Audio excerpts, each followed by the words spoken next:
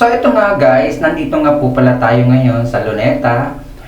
Tayo po ay namasyal, kasama po natin ang isang vlogger din na si Melvin Vlog.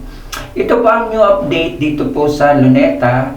At ito po ang Luneta Park na dito po sa part ng Manila na napakaganda na po at napakalinis. Hindi po tulad ng dati na maraming nakatambay or maraming mga natutulog sa tabi-tabi ng Rizal Park. So ngayon po na napakalinis na po at napakaganda po at napakaaliwalas nga po.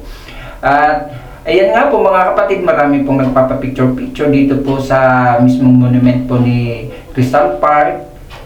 Sa Rizal, maraming nagpapapicture po mismo sa monument. At ayan, may mga estudyante nga pa po na mga nag-tour nga ata to na dito po sila pumunta sa Rizal Park para po mag-tour. At yung dati pong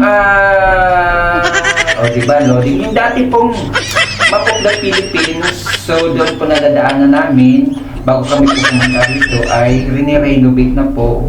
Sad nga lang po dahil nawala nga po yung pinakamatagal na pong isang attraction sa Luneta Park, ay yun nga po ay ang Map of the Philippines. So ngayon, bali, hindi po natin alam kung ano pong gagawin doon at rini-renovate nga po. Ito po ang fountain, dito po sa may bandang gitna po to. Pag tuwing gabi po rito at tuwing Pasko po or bagong taon, marami po ditong palamuti at marami pa pong namamasyal dito. Ngayon, so bali mga kapatid, tanghali po itong pagpasal po namin po. Bye-bye! God bless!